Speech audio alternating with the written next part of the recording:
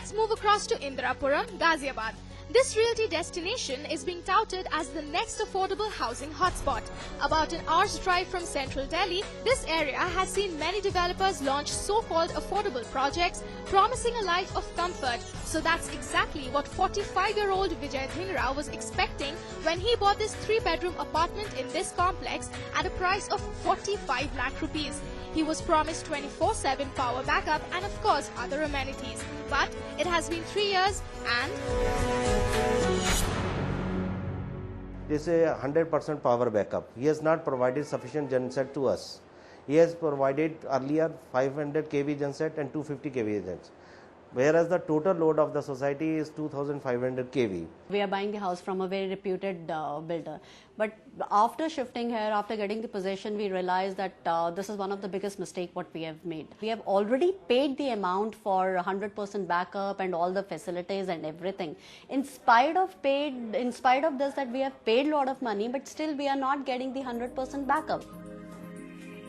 So if you are facing a similar situation like the Grovers and Dhingras and wondering if you can take up on the developers for not fulfilling their promises, legal experts say that it is extremely important for the buyers to read through the agreement before they sign on the dotted line. They say there is a huge difference between power backup and 100% power backup supply. Unfortunately, it appears that there is no legislation in place.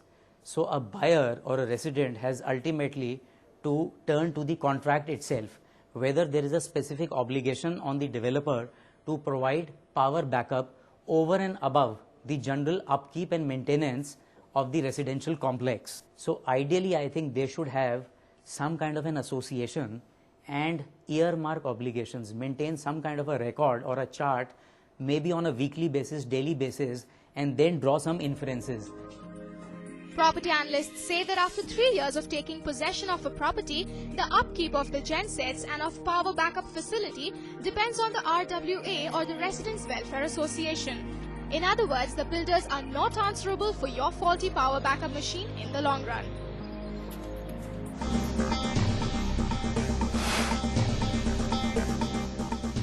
Well, the clear message coming out of this story is that the responsibility after the apartment complex has been handed over lies with the residents to really maintain the project, maintain the gensets so that you can have a cool summer. Well, do send us your feedback on what you thought of this story on real estate at bloombergutv.com. And of course, if you have any property related queries, we'll take them on our show. Just send them to us on realestate at bloombergutv.com. Rohtas Goyal of the Omax Group lets us in on his plans in 2010. We go back to Sobha Daffodils in Bangalore for this project update. More on that in just a bit.